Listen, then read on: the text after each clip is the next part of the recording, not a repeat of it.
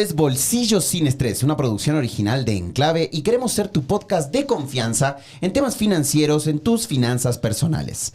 Como cada episodio, estoy con Fer. Fer, bienvenido. ¿Cómo Hola, estás? ¿cómo estás? Yo siempre estoy bien, Muy Fer, bien. gracias. Hoy también estamos con una invitada que nos va a hablar de un tema que no hemos tocado mucho a lo largo de estos episodios que ya vamos haciendo, pero sí es un tema que es más que importante pensando a futuro. Y vamos a hablar puntualmente del tema de ahorros o inversiones pensando a futuro o pensando en jubilación. ¿En jubilación? ¿Verdad? Así es. Estamos con la invitada, Fer, si la ¿Me querés haces el presentar. honor? Claro. Claro. Sí. Bueno, Gardenia Rojas es experta justamente en lo que son fondos de inversión, ahorros para jubilación, entre otros. Bienvenida, Gardenia, por favor, a este programa. Gracias, muchísimas gracias, Fer, Leo. Les agradezco muchísimo. Cuéntenme, ¿cómo podemos ir conversando? Gardenia, nosotros investigando un poco acerca de esto que vamos a hablar hoy, ¿no? Cuando pensamos en temas de jubilación, obviamente lo que nos viene a la mente a todo el mundo es, bueno, en Ecuador yo hago mis aportes al IES y ahí está mi jubilación. Y recientemente se han hecho conocidos algunos reels de algunos influencers financieros, ¿verdad? Finfluencers. Finfluencers, ese es el Así término. así se le Exacto. dice. Ajá. Donde, claro, ellos hablan acerca de el tema de cómo es el panorama del IES. Y justamente encontramos una nota de... Primicias. del diario Primicias, correcto, que dice que en el 2025 el IES enfrenta un déficit significativo, mientras que el gasto de pensiones alcanzan los 6.785 millones, los ingresos por aportes de afiliados activos apenas llegan a los 3.326 millones.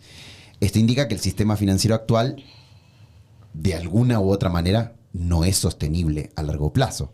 Entonces, la primera pregunta que a mí me viene es, ¿cómo describes tú la situación actual del sistema de pensiones en Ecuador?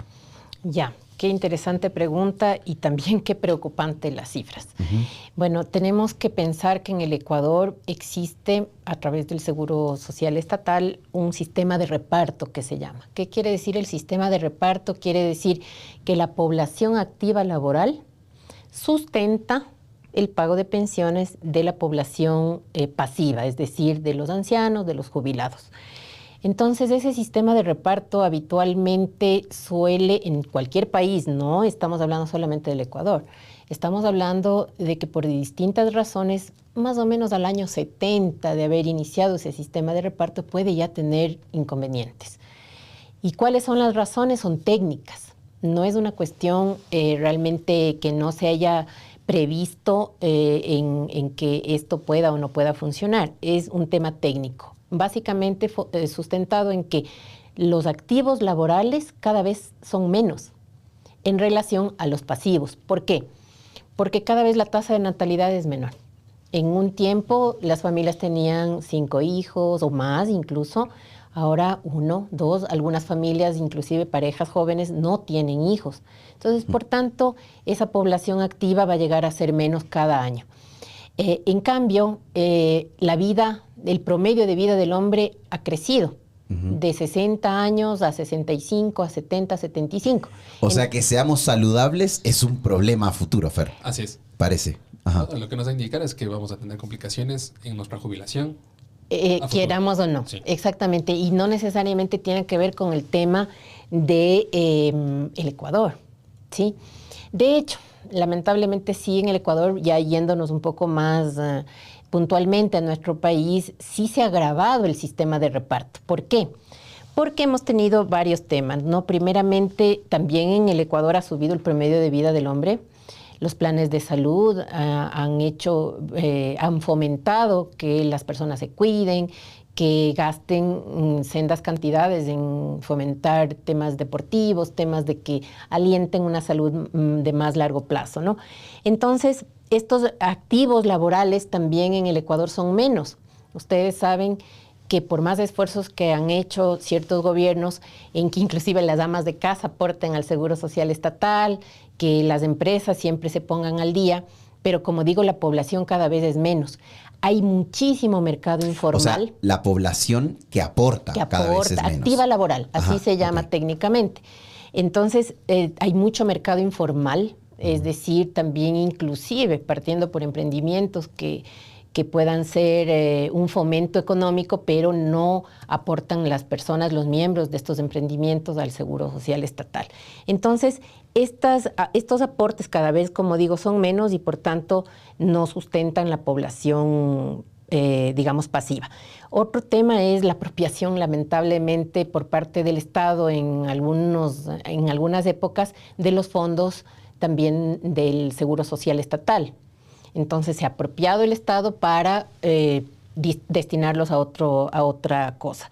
Y otra cosa también es el aparato burocrático excesivo que ha tenido el Seguro Social Estatal también. Pago de sueldos, servicios, por tanto, beneficios de ley. Entonces, la suma de estas situaciones hace que esté colapsando el Seguro Social Estatal. Entonces, no es el sistema que esperamos.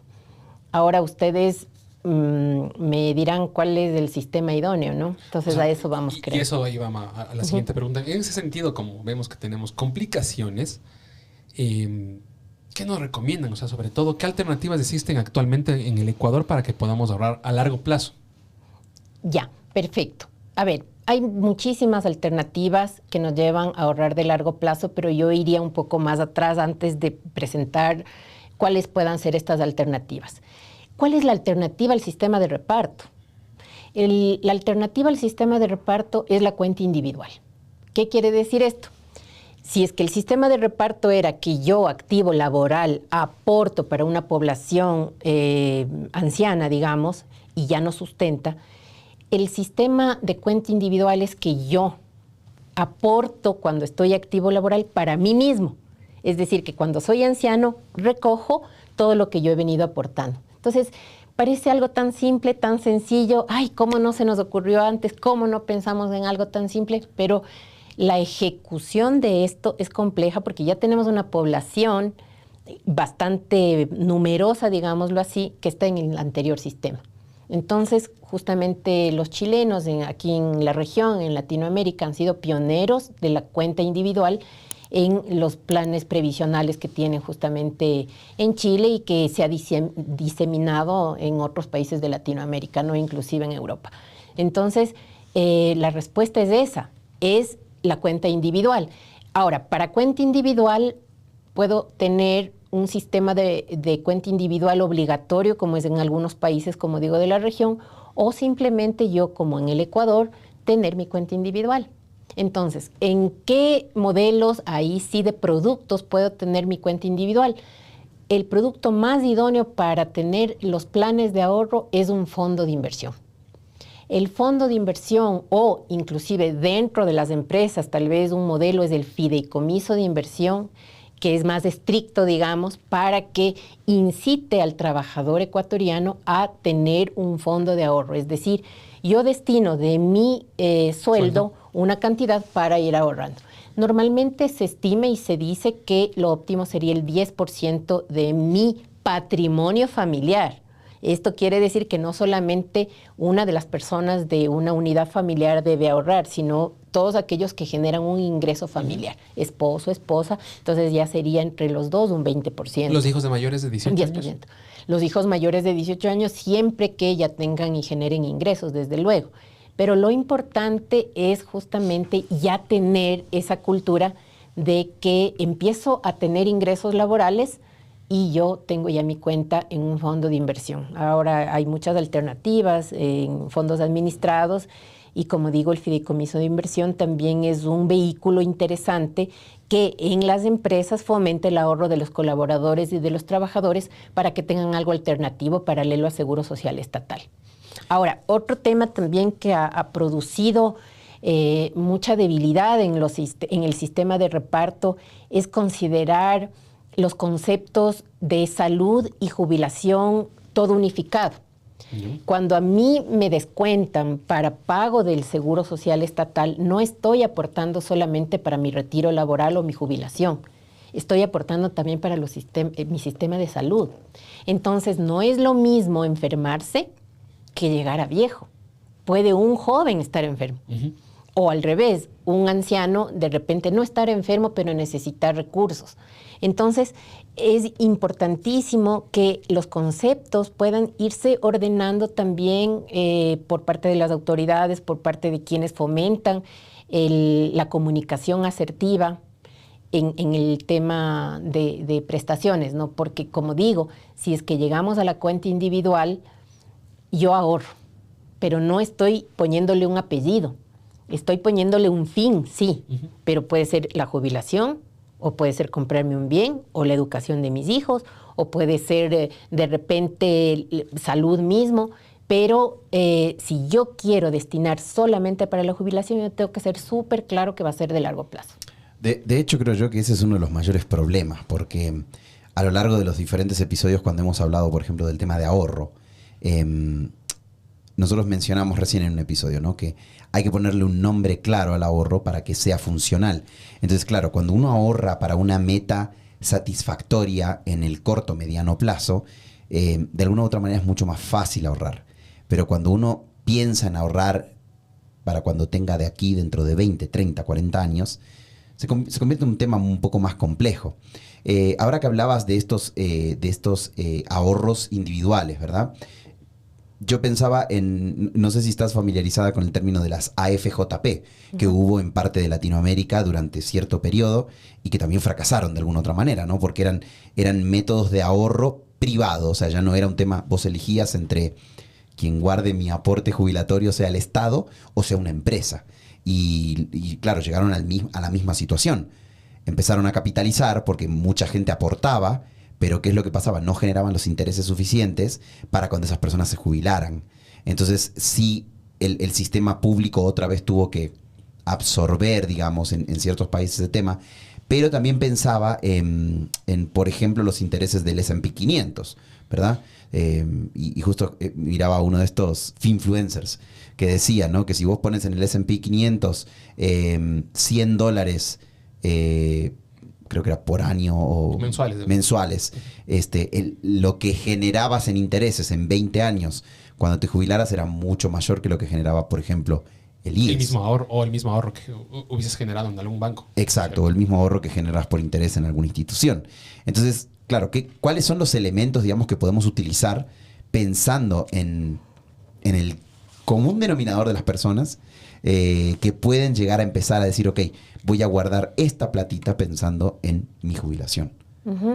Qué buena tu inquietud. Bueno, comentarte que las AFJP o las AFPs, administradoras de fondos de jubilación y pensión, o administradoras de fondos de pensión, sí han tenido éxito, sobre todo en Latinoamérica.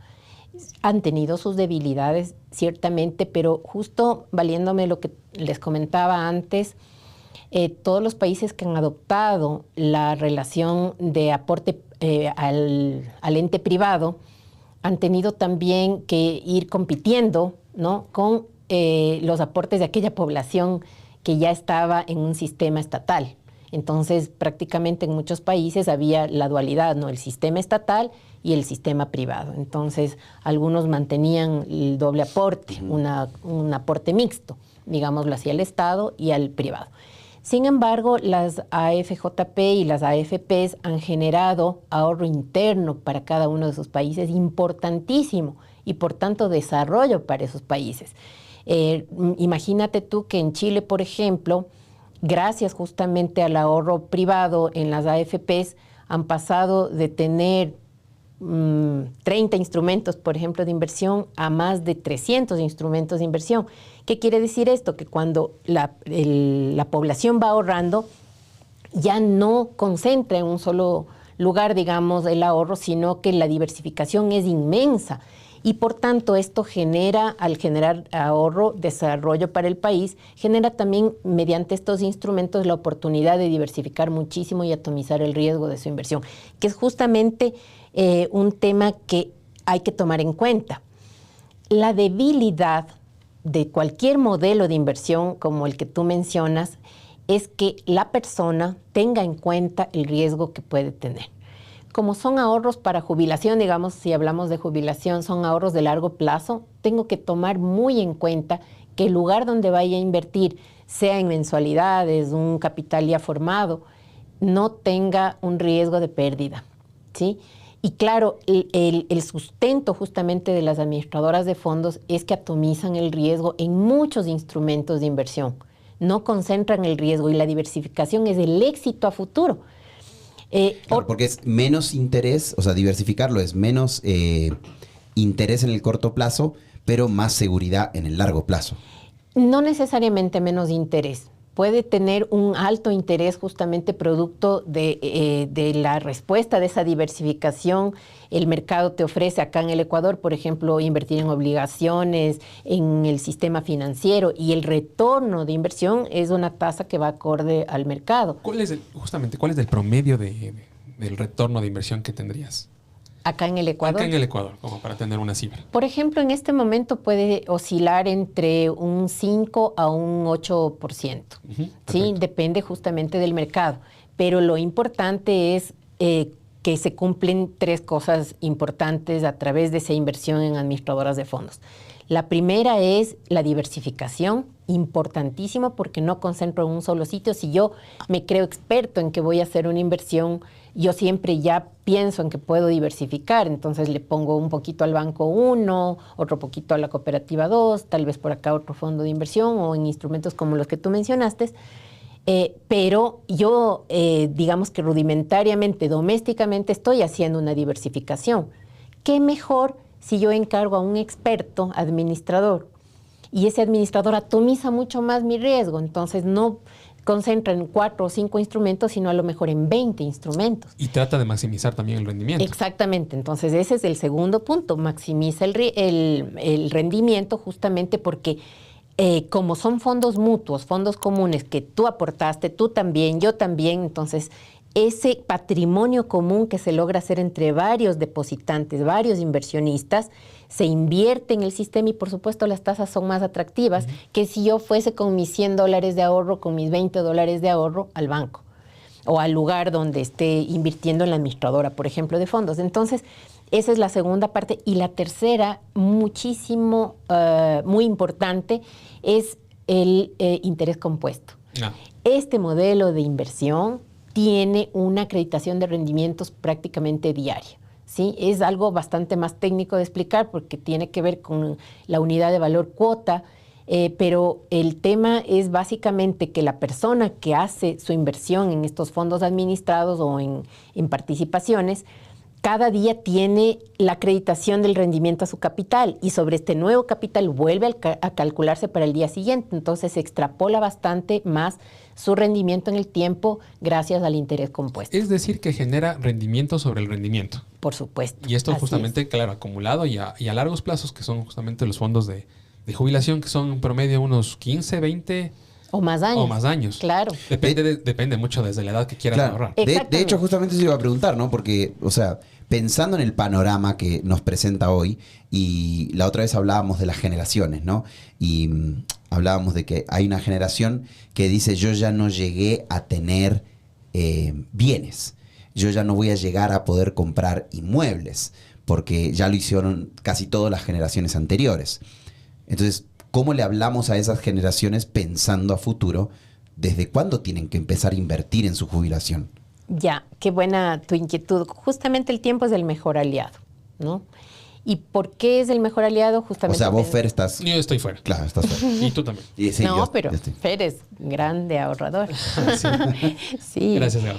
Tenemos que tener esa cultura justamente y los que ya tenemos más edad y más experiencia, sobre todo, fomentar esa cultura de ahorro desde tempranas edades. Justamente yo me encuentro al momento tratando de tener este plan que todos...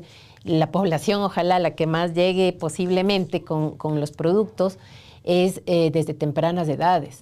Porque la cultura de ahorro no se hace ya cuando recién uno empieza a trabajar y tener ingresos, sino desde antes y con pequeños ahorros, no desde casa.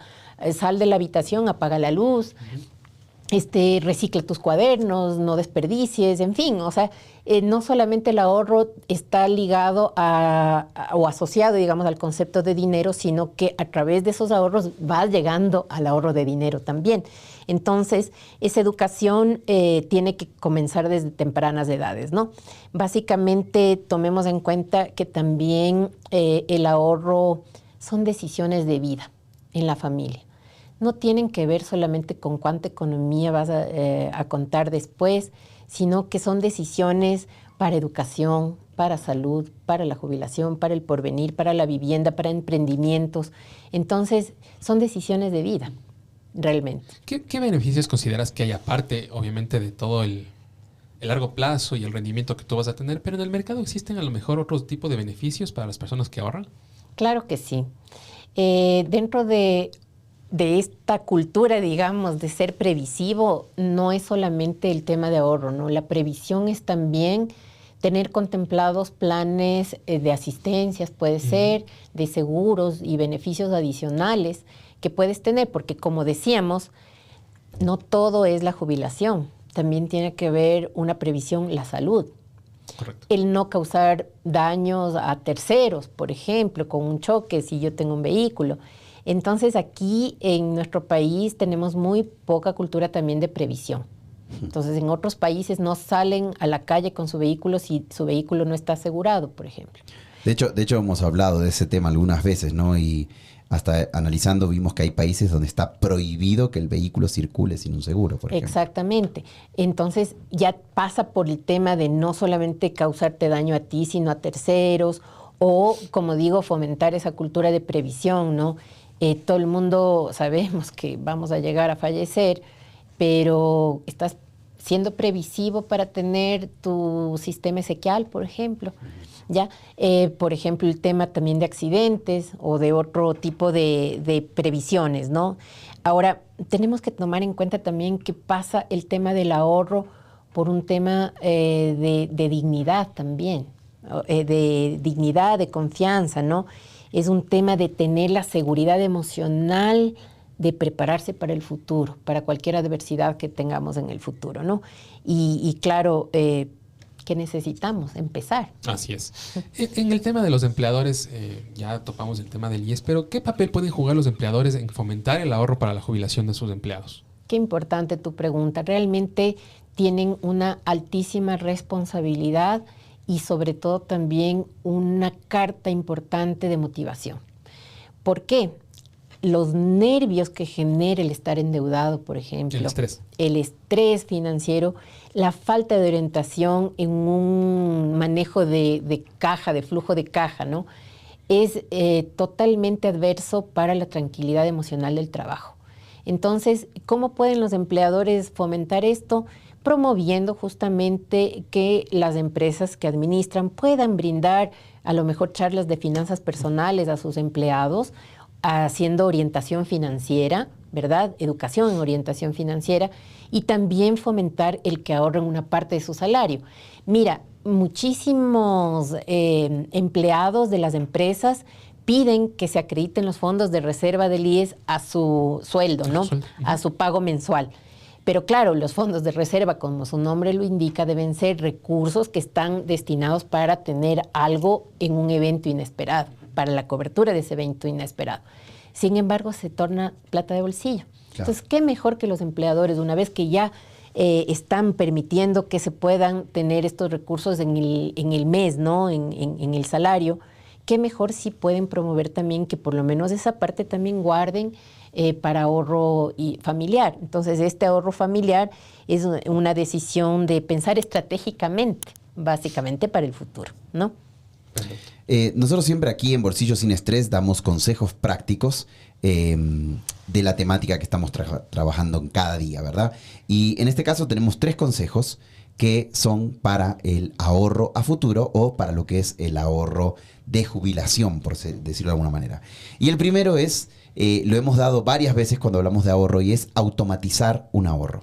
Si vos recibes la plata a tu cuenta, es muy fácil automatizar una transferencia o automatizar un guardado de parte de ese dinero para que siempre se esté guardando una cantidad que puedas ir pensando en invertirla a futuro. Me gustaba un consejo que dabas el otro día, que tú a la cuenta a la cual estás destinando el ahorro no la tienes en el teléfono.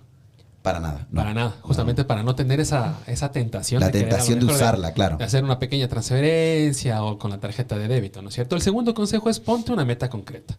Así como decía Garde, no únicamente a lo mejor para la jubilación, sino más bien para algún otro objetivo. Y dijo algo muy importante, la educación para los hijos. ¿Sí? Y eso es algo que también tenemos que tomar en consideración. Y ponerse a lo mejor otro tipo de objetivos, la jubilación, la compra del vehículo, la compra de la vivienda, la educación, entre otros. Y el último es buscar asesoría que te ayude a elegir los instrumentos adecuados para estas inversiones a futuro. Existen varias compañías, varias empresas y varios también organismos que se dedican a poder ayudarte en lo que es el ahorro a futuro para la jubilación. Garde, ¿algún consejo adicional que tengas? A ver, el ahorro es libertad en diferido. Entonces, justamente Buen esa término, oportunidad, sí, esa Anota. Anota. Ah, claro, libertad en diferido. Así es. Y justamente es un poco posponer el consumo que a lo mejor tenemos ahora, esos gastos hormiga, para poder destinar esa parte a un mejor futuro que no necesariamente, como bien decías, pues sea la jubilación, porque uno ve la jubilación a largo plazo, aunque ya siempre al paso de los años está a la vuelta de la esquina. Sí, el tiempo pasa más rápido y lo peor es que siempre posponemos. Por ejemplo, si hay una pareja recién casada, no, porque recién nos casamos, vamos a armar la casa, entonces ya, postergaron. Después nacen los hijos. No, es que no, los hijos ya nacieron, todo se me va en ellos. Aquí tenemos un ejemplo. Sí, todo se me va en ellos. Ahora y van después, a entrar a la universidad. Exacto, ya van a Entonces, entrar a la claro. universidad, ahora es menos probable, no. Y después ya están sin los hijos ya están trabajando, ahora no puedo porque ya soy muy anciana. Entonces, finalmente siempre esas postergaciones nos pasan una factura cuando estamos en el retiro laboral. Des en cuenta que en otros países ustedes han visto que nosotros tenemos en nuestro país hermosísimo para el tema de turismo muchas visitas de personas de la tercera edad y se les ve en los grupos de turismo. ¿Por qué? Porque en otros países empiezan a gozar la jubilación. Lamentablemente nosotros empezamos a sufrirla acá y eso es una realidad. Entonces nosotros, ¿qué estamos haciendo ahora para que eso no suceda? ¿Sí? Entonces eso y bueno, no se necesita mucho para empezar. De poquito en poquito. Exactamente. No es que ya tengo que tener un capital para guardar, no. Más bien es empezar con pequeñas cantidades. La constancia y el tiempo nos lleva a fomentar un capital ya interesante, importante, que nos va a dar libertad. Qué interesante. Ahí en los gastos necesarios vuelvo a repetir una de las frases que mencioné el otro día. Todo gasto innecesario que estés haciendo al día de hoy te aleja de la libertad financiera que estás buscando para tu futuro. Correcto. Y yo me quedo con la que dijo Gardeña, ¿no? El ahorro es libertad en diferido. Diferido. Me encanta. Hay que patentarla. Sí. Bueno, no sé si patentarla porque ya la pertenece a Gardeña, pero me encanta para que la usemos en algunos episodios. Gardeña, muchas gracias por habernos acompañado el día de hoy. Muchas gracias a ustedes y bueno, quedan invitados siempre a conocer también los productos que hay, así es que... Vamos a dejar aquí todos abajo en la invitados. descripción también los datos de Gardeña para que si alguien está interesado en poder ver planes Alternativas o planes, fondos. exacto, activaciones que puedan ser para temas de jubilación a futuro, puedan contactarse con Gardeña. Fer, esto es Bolsillo sin Estrés, es una producción original de Enclave y queremos ser tu podcast de confianza en todo lo que representa tus finanzas personales. Muchas gracias, Leo. Muchas gracias, Garde, por estar en este Gracias, episodio. Berati. Sí, entonces, Muchas por gracias. favor, igual les invitamos que nos escuchen en cualquiera de nuestras canales, YouTube. Ayúdame, Leo, por favor.